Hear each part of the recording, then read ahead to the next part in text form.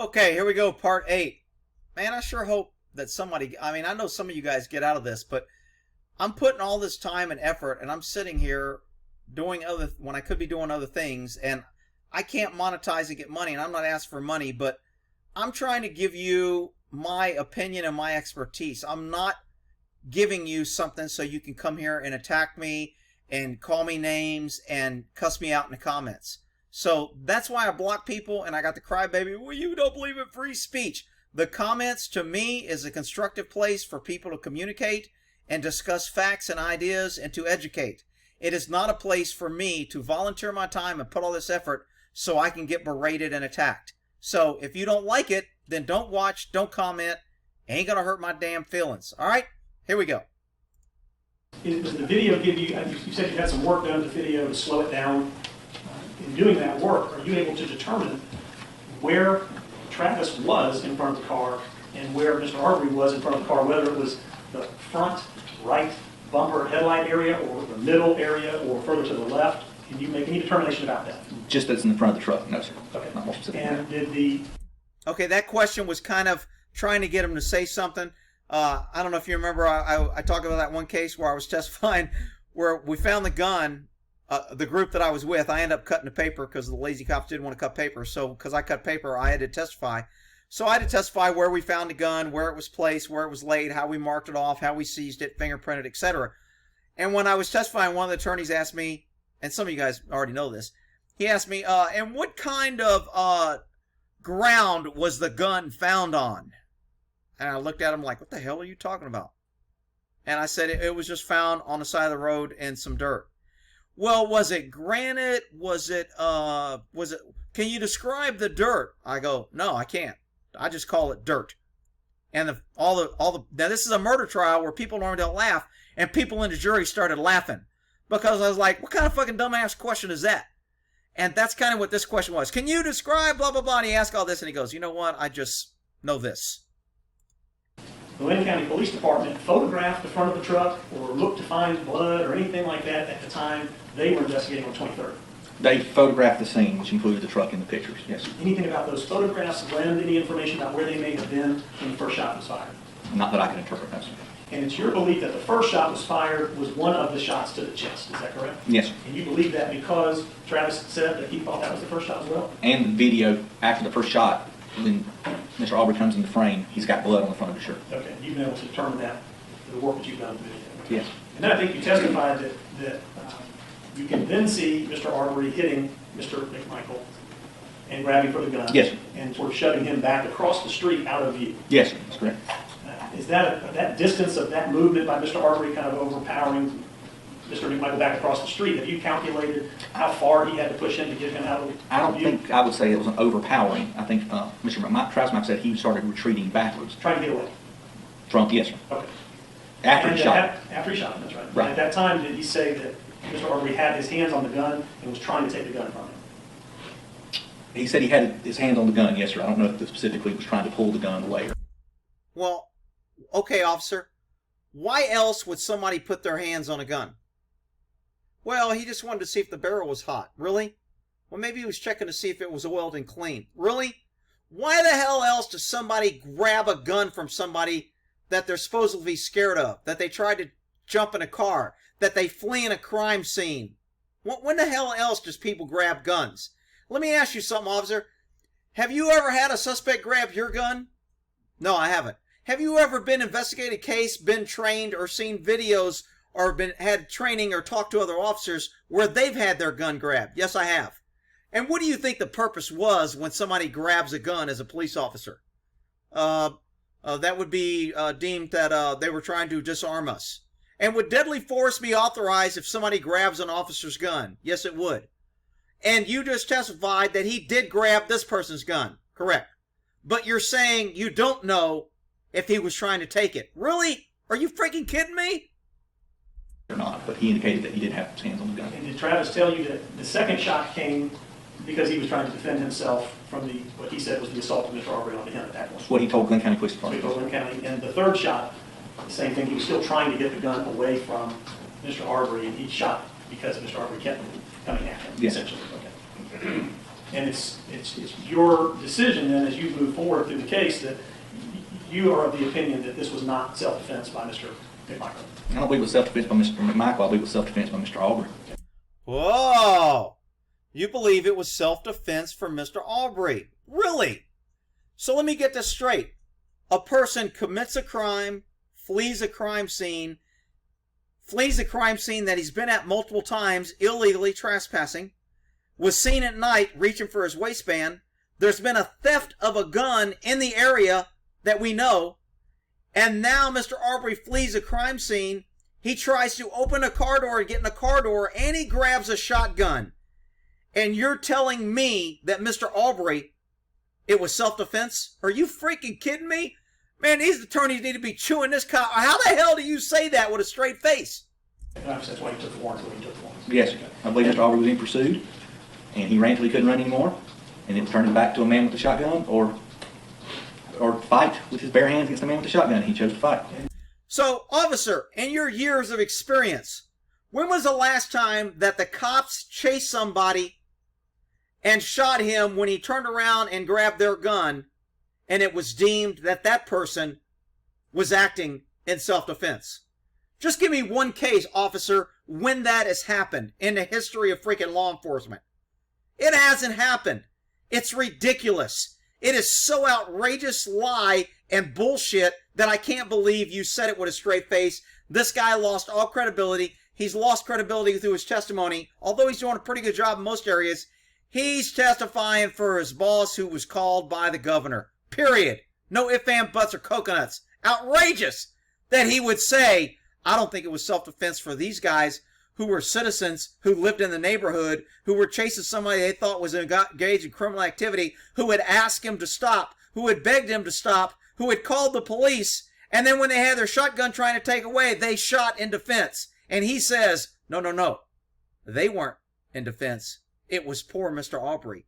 Are you freaking kidding me? Not to run through a side yard or not to run through another yard or anything like that. I think his thing was to, I believe Mr. Aubrey's decision was to just try to get away. When he felt like he could not escape, he chose to fight. So you believe when he was trying to open the door, he was trying to get away? Really? Oh no, he was too tired to get away. So, when police chase people and they're too tired to get away, don't they normally lay down? Would that be a reasonable statement, officer? When police chase people, when they get too tired, they lay down? When people are too tired, do they normally try to get in a police vehicle? Do they come back and fight with the officer and try to take their gun? Is that what tired people do? No. That's what aggressive, crazy, attacking, thug, criminal, very aggressive people do. People that aren't afraid, aren't fearful. That's what they do. That's not what tired people do. Freaking outrageous. This cop's up here making all these conclusions. But it is clear from the investigation that for the driving and the interactions that took place all around that area, that no shot was fired at any time by anybody prior to the hand-to-hand combat that Mr. Aubrey and Mr. McMichael engaged in. That's what the evidence That's so what far the evidence shows. shows so far. Okay. So when the DA earlier said that he was being pursued and attacked and stalked, that's not really true. They tried several things. They tried to follow him. They tried to ask him to stop. They tried to block his path. They tried to stop him several ways and did not use any force. Mr. Aubrey, on the other hand, fleeing a crime scene, tried to get in their vehicle, tried to take the shotgun away from them, ran, refused to stop, and fought with them and punched them in the face and hit them. And you're saying he's the victim and it was self-defense. Are you freaking kidding me? Yes, sir.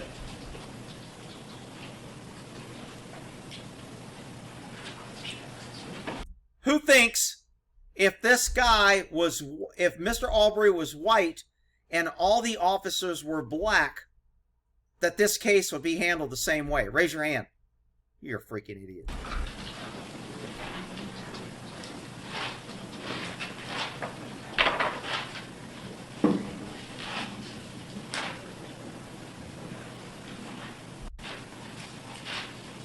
Conclude here momentarily. I'm just going to take me just a second to move through my notes to make sure I have this question, and I'm going to try to conclude here momentarily. This guy likes his badge so much, he's got a little mini badge that he puts on his jacket. Polishes at night. this girl's got the coronavirus. She's the only one without a freaking mask, blowing her nose and sneezing. Spreading the whole court coronavirus. What the hell? Here's Rainbow Boy. Rick, why are you... Here's Ponytail Boy. Okay, I'll call him Ponytail Boy. Rick, he's an attorney. You should have more... Alright, whatever. Lighten up, people. Has there been any effort on your part of the Glenn County Police Department to also seize Mr. Arbery's cell phone to do some testing or looking on his phone? I did. I explored that option. At the time of the shooting incident, Mr. Arbery did not have a cell phone. It had been broken. Apparently, according to his family, during his runs, he would often drop his cell phone and they would break. And the last time he's broke it, his mother said, "I'm not buying you another phone if you're going to continue to break them while you're running." Wow, it sounds like this guy runs a lot and drops his phones. Man, I've ran quite a few times with my phone. I haven't broke it. Then again, I haven't committed crimes and ran from people with guns and tried to get in their car and tried to take their gun. Rick, you can't say that. All right, whatever, I just did. In investigating, I'm going to go back and pick up a couple of things that may be a little out of order. And it sounds like that I'm being biased. Some people are going to say that I'm taking the white guys. I don't care if they're white or black. I'm taking the anti-government needs to prove their case. Government should not be using their authority to bully and put people in prison because of their color or because of the color of the person they committed a crime against. That's my problem. I want government held accountable. I want government to follow the rules of law. I want government to be honest. I don't want government folding to public pressure. I don't want Black Lives Matter running the courtrooms on who gets charged and who doesn't. Call me a racist. Call me what you want. I want government held accountable. I don't care if it's black government, white government, Asian government, Chinese government. Government in the United States should be held accountable. That's why we have a constitution. That's why there's rules.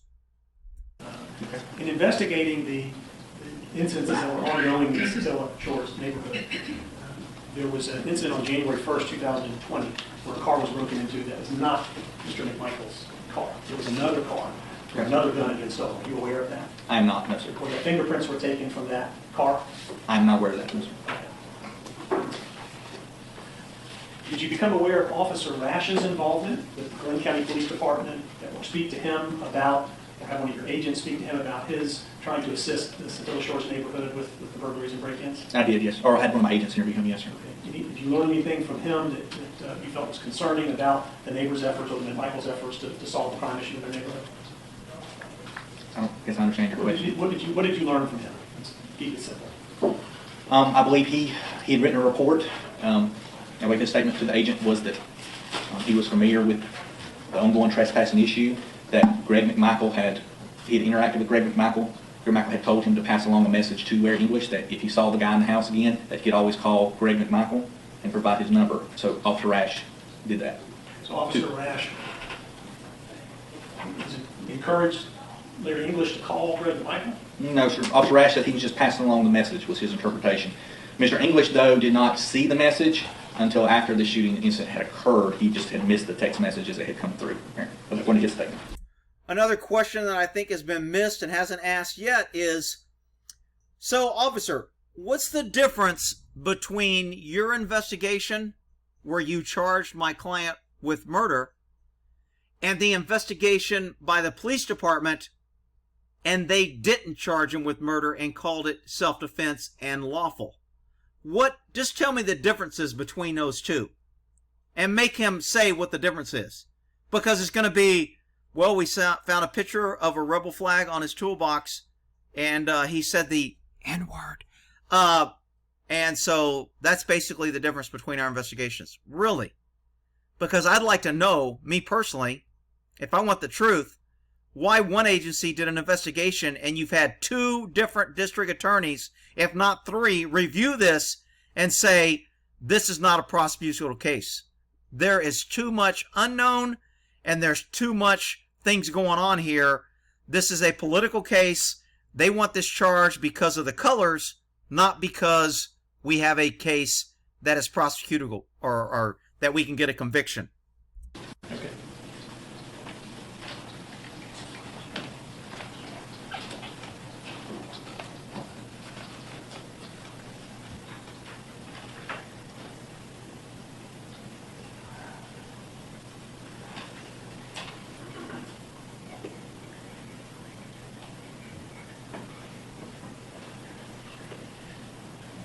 I'm sitting here looking at the suggested things, and right here, new footage, Georgia police trying to tase Ahmed. So this is the guy that was cooperative, that was the victim here. Okay, I'll go back. The warrants that you took for Mr. Travis McMichael. Cancel. This is your last question until we take a lunch break. Yes, sir, this is the end.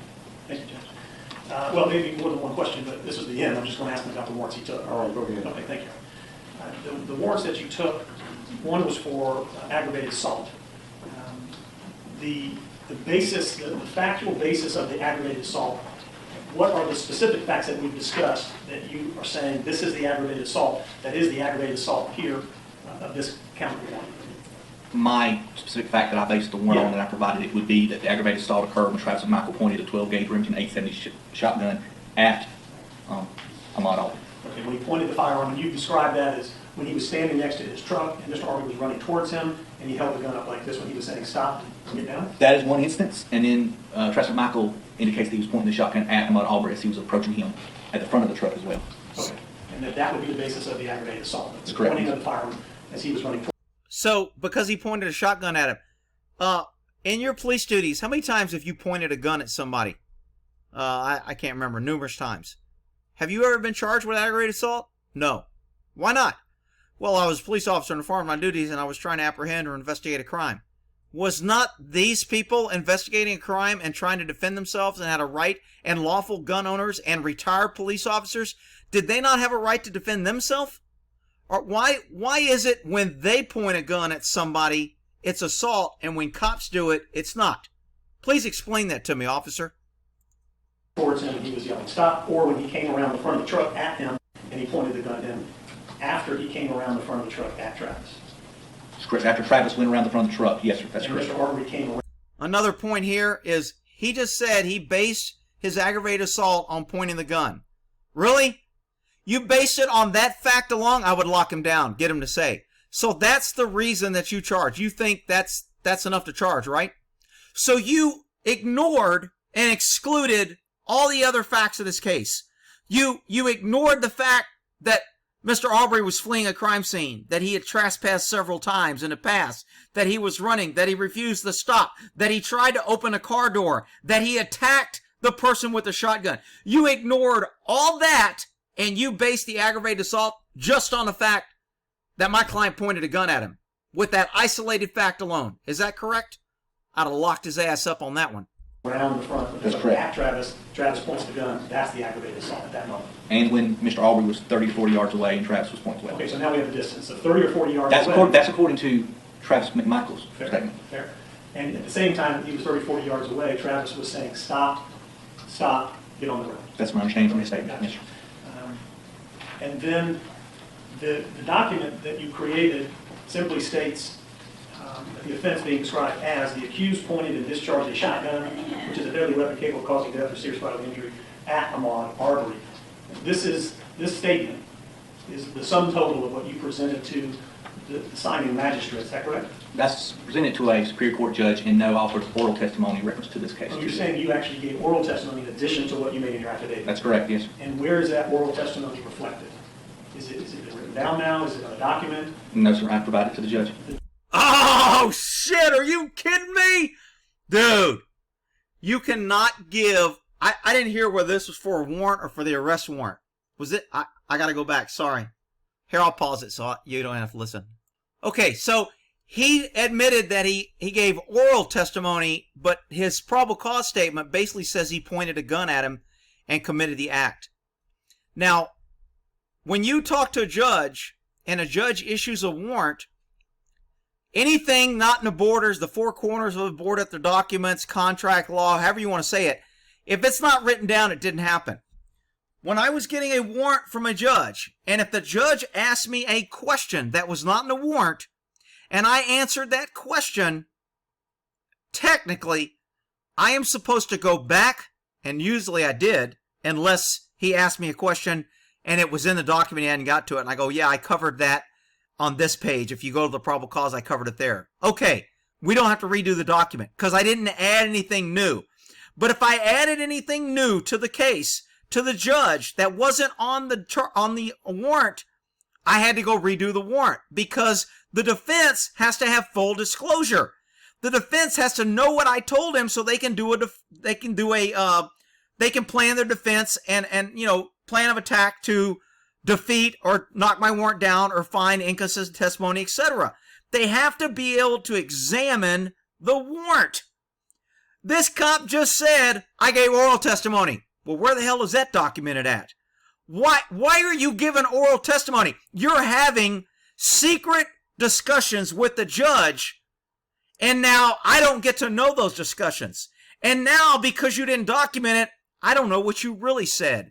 I mean, this is almost a failure to discovery, and it's almost on the verge of being illegal. You're giving information on the side to the judge orally that you did not put in writing, and now I don't know what you said. I don't know what the judge issued the warrant on. Maybe he issued it on something you said versus what was in the warrant. Maybe he wouldn't have given the warrant had you not said that. That's the problem with what this cop just said. This is huge to me. This case. So you're saying you actually gave oral testimony in addition to what you made in your affidavit? That's correct, yes, sir. And where is that oral testimony reflected? Is it written down now? Is it on a document? No, sir, I provided it to the judge. Oh my God. And he's saying it as a matter of fact, like, yeah, I can do that. You don't need to know, you pesky defense attorney. I can say what I want to the judge behind closed doors. I'm the government. I've got immunity. The judge has immunity. Shut up and sit down, you pesky attorney. Out freaking rage. I can't believe he just said that. The judge himself, if he were sitting in this witness stand, would say, yes, I got additional information outside of the four corners of this document. I'm sure he would, yes, sir. You sure? Okay. That document becomes invalid. Now they get a chance to say, Your Honor, we don't know what he said. We don't know if the judge remembers what he said. The judge is a busy man. He could have said things that are very pertinent to our defense, and now we don't know it. They had a statement, and they made a conspiracy against my client, and now I don't know what they said and what they talked about. Man, that's a huge issue.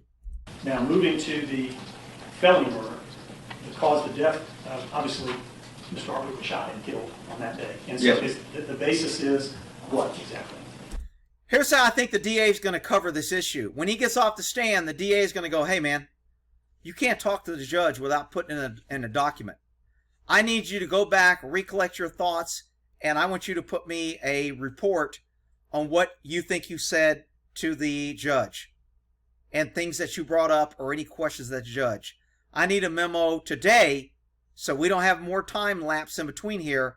So when this comes up in front of the jury, I can say, when we understand that we made a mistake and that he didn't talk, I had the officer do and document what he thought he talked about. And now the defense will say, yeah, but we don't know if that's what he really talked about. He didn't write this report till 8 days, 10 days, 2 weeks, 3 months later. How do we know everything he talked about's in this report? He can still make a stink, but the DA can cover his butt a little bit by making this guy go back and do a document. That he was shot and killed that day? During the commission of a felony, 2 aggravated assault. And it being the pointing of the gun as he was approaching and the pointing of him as he came around the front of the car. That's correct, yes, sir. I don't have anything further. I appreciate your patience with me. All right, we'll be in recess until 2:15. Thank you. All rise. Okay, so we're at 23 minutes. I got to find the next thing. I think there's a part 2 to this preliminary hearing. I got to find it and get it started. So I think this is going to be 8, and we'll go to 9.